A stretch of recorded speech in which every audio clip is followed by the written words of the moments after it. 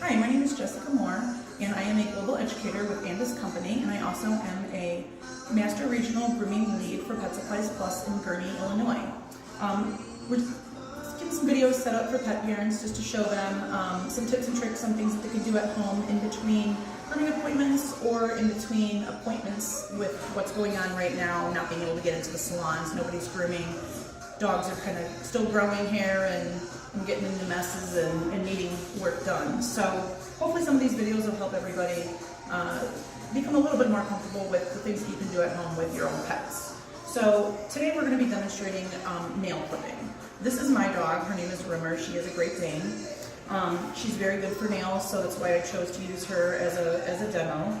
This is a nail clipper that's made by Andis. It is a heavier duty clipper that's made for dogs like her with heavy, thick nails. We also have a smaller nail clipper that we can use on smaller breeds like Malteses, Shih Tzus, Cocker Spaniels, small to medium-sized dogs.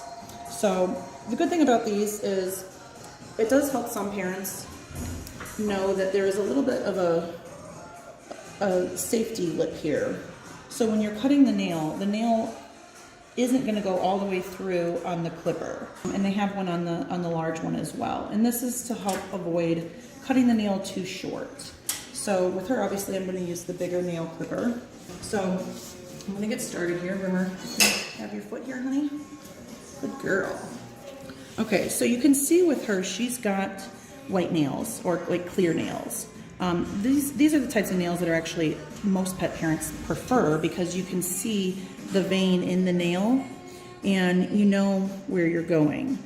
Some dogs that have black nails, people get a little bit more nervous on doing nails on dogs with the black nails because you can't see, but I will go ahead and explain how to get through that too. So we're just going to go ahead and you can have them sit, you can have them stand, whatever's most comfortable for the dog. You can see the nail, you can almost see where the white part has started to grow out from the pink part. That's where you want to start taking slivers off. And you're just going to go a little at a time. Good girl, Rimmer. There. The little black dot that's in there is where the start of the quick is. Right now her nails are a little dirty just because of the mud outside. But even on the black dogs, the black nail, you'll see kind of a whitish or a gray dot in the center of the nail. When you're taking the slivers off, don't go past that because then you're going to start making the dog bleed, and that's obviously not what we want to do. So you can stop.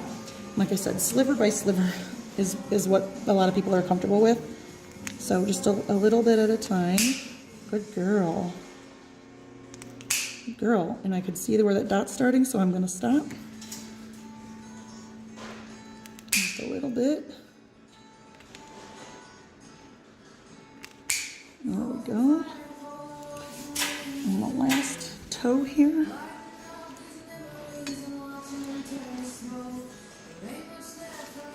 Just a little bit at a time. Good girl. Good girl. And then I'm going to stop. If your dog has a dew claw, that also does need to be trimmed, especially on back feet, just because those nails do not touch the ground, so they're not grinding down naturally. So you want to be mindful of those. If your dog has a lot of hair on their foot, you're going to have to kind of move the hair out of the way to be able to get to that nail. For me, it's easier to do this part when they're sitting and just lifting the foot up and kind of flipping it that way. And I can get a better view of the nail there. And it's the same concept. I'm just going to sliver off a little bit. And then I'm going to stop because that quick is right there. So we've got those cut. With her other foot, we're going to go ahead and show how I can use the electric file on those. This is made by Andis. It is specifically for pets. I like this one actually because it's really easy to hold in your hand, and it's got different settings for low and high. So, Rimmer, do you want to sit or do you want to stand? Sometimes it's easier with filing if you can get them to sit.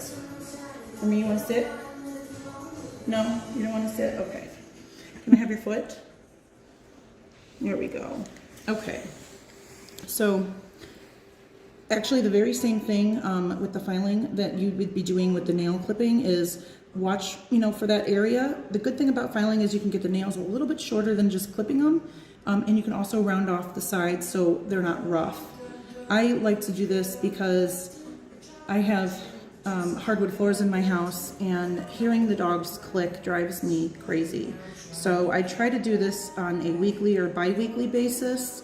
Most dogs would need to have their nails done about once a month or so. Some dogs, their nails grow a little bit faster, so we recommend about twice a month on filing or cutting. So I'm just going to go ahead and turn this on, and it's got different settings, and I can actually go lower than this. So if you've got a smaller breed, and you can tell that it's not loud at all. With her, because her nails are thicker and tougher, I'm going to go ahead and bump that all the way up to high there, and then we'll start filing here. And you're just going to just a little bit at a time.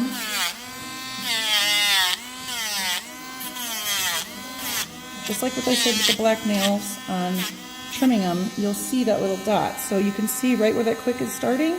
It's not bleeding, but it's starting to become exposed, so I'm not going to continue. So we'll just move on to the next nail here.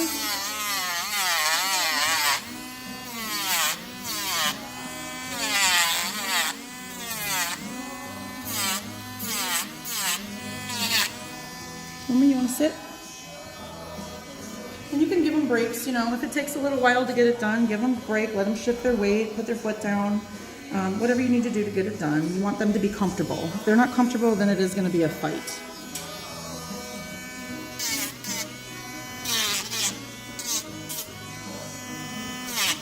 Okay, and there's her quick, so I'm not going to go past that.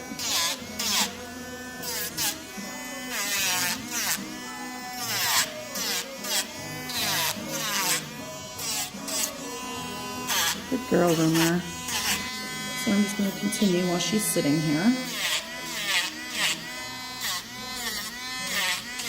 And you can see these are all nice and there's no rough edges there at all, which is great, especially if you have a breed that steps on your feet like a Great Dane.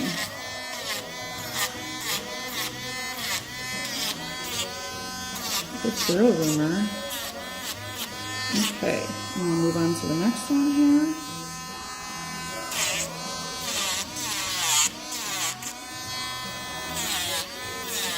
Good girl, Room.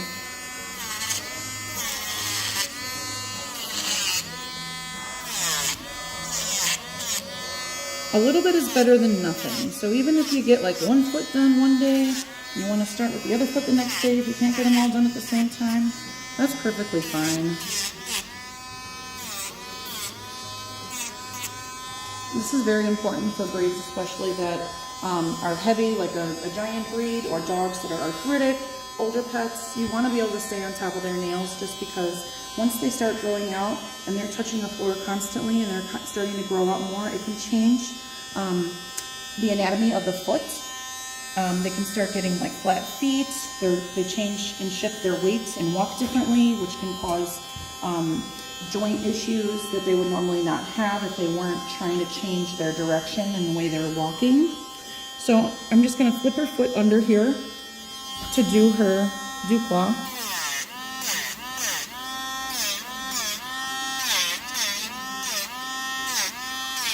Okay, and there's that clip right there, so you can see the vein is right up to the tip of that nail. So I'm going to go ahead and stop, and it's nice and smooth. So if you have any questions or you'd like to see videos on anything else that we're doing, just give us a comment, and we'll try to make videos using our own pets, of course, to help pet parents at home get in things to do at home in between grooms.